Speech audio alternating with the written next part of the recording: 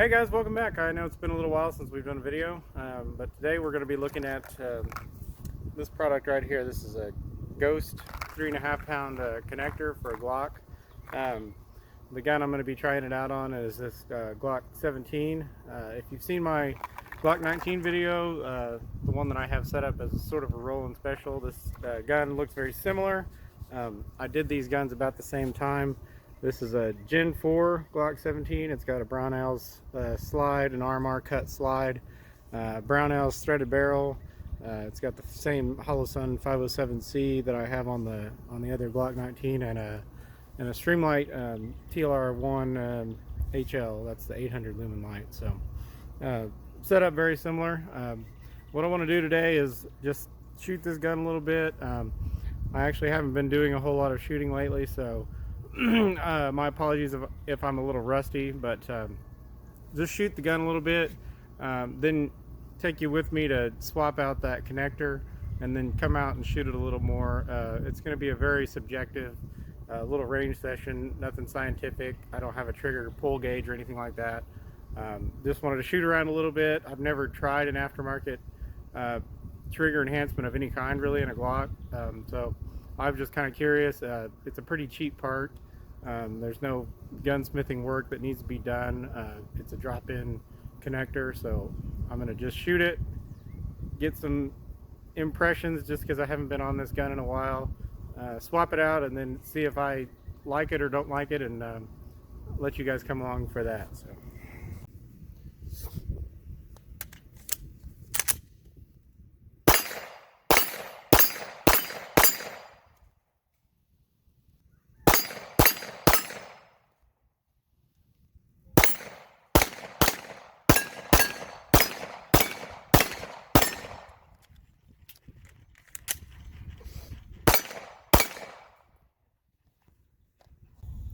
So I'm going to shoot a group here at about 7 yards, and then after I swap the connector, I'll come back and shoot another little group.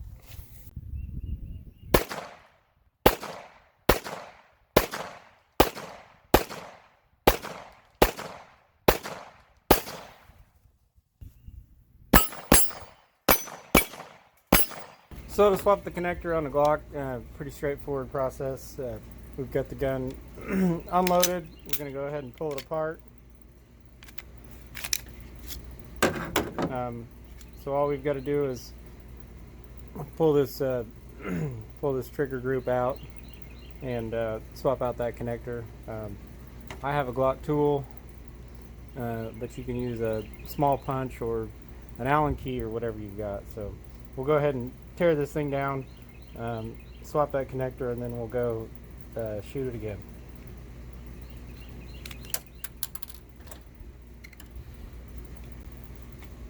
So I've not had this gun apart very many times. I did have to go there off camera and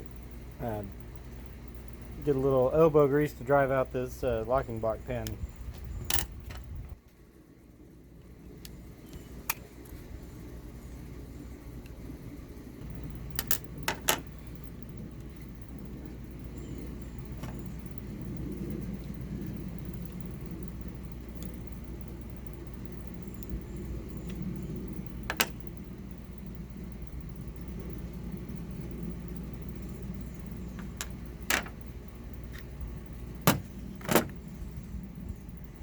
Okay, so there's the trigger assembly out of the gun. We'll go ahead and take this connector bar off of here and access that trigger connector right there.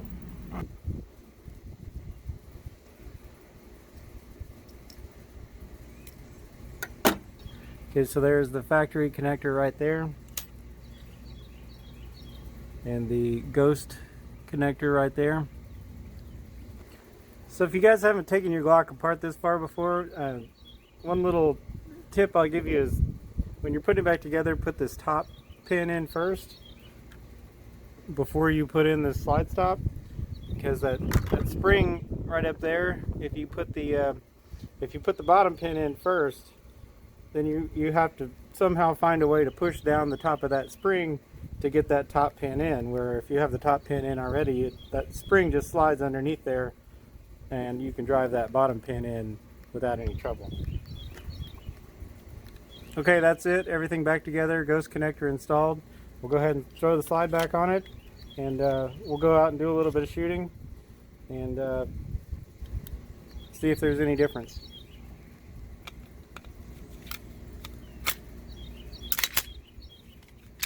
So as I mentioned, this is very subjective and unscientific, but from just dry firing the gun after installing that connector, I can already notice the difference. It's lighter, it's a little crisper. It doesn't have that really stiff wall that you get on a factory Glock trigger. I don't know. I don't think it's supposed to change the reset at all. It doesn't feel like it has, but the trigger break is it's smoother. It's definitely softer. I don't know if it's actually 3.5 pounds or not. Like I said, I don't have a trigger gauge, but it does feel, it feels like a softer trigger. So we'll do a little more shooting here, wrap the video up. Today I am shooting, these are Magpul 17 round PMags. I think that's what they're called. I guess they're still PMags if they're Glock. Yeah, PMag 17. I know some people don't really like the Magpul Glock mags. I bought quite a few of these, especially the 17 rounders. I really like. I haven't had any issues with them. They seem to work just fine.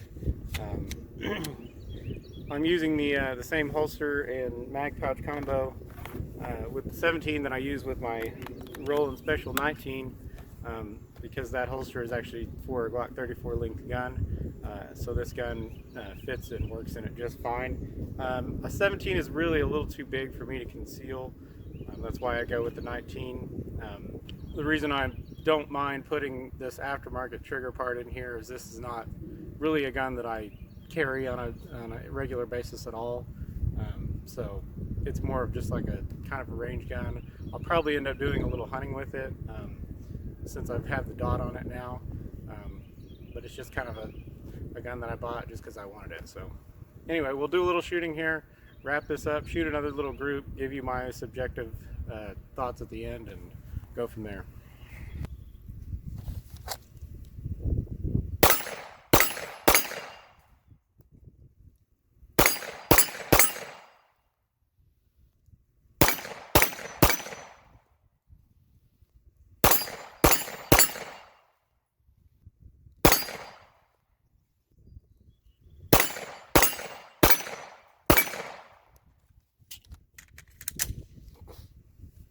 Okay, I'm gonna shoot a last group here at about 7 yards after changing out the connector.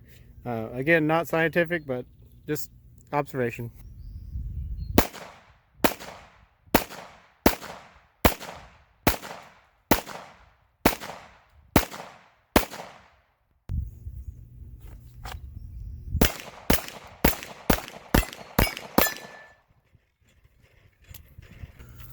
Okay guys, that's it for the video.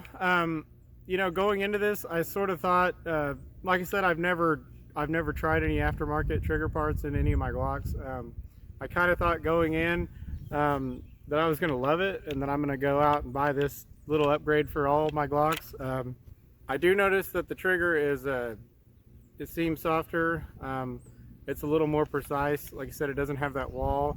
That last group I shot there, you know, I don't know if it looked a little better minus that first round, but I don't know if that's just me warming up to the gun or if that's actually the trigger. It does seem like maybe it's a little more consistent to break those shots in there. But honestly, for me anyway, when you're on the gun, when you're shooting the way I do here on my range, I don't really notice that it helps me that much. Maybe it is nice. I don't know that it's worth it to go out and do that upgrade. You may feel differently. Like I said, I think it's, I paid under 15 bucks for this connector. I may end up throwing it in my Roland Special gun just to try it out. The Gen 3 and the Gen 4 triggers are a little different, so it might react a little differently. I tend to think, and some people might disagree, that the Gen 4 trigger is a little bit better. I don't know if they ever break in as well as the Gen 3 trigger does, but if you don't like the Gen 4, then this might be a good option for you, but I never minded it. So like I said, I may try it in the Gen 3 just to see what it's like. Other than that, I have no complaints about it. It's a fine part. It dropped right in, fit just fine. It didn't require any modifications. So if you're looking for a little upgrade that doesn't cost very much, if the trigger really bothers you, then I would say this would be a perfectly good option. I don't regret buying it, but like I said, I don't think I'll be rushing out to get one on all my guns. So anyway, thanks for watching.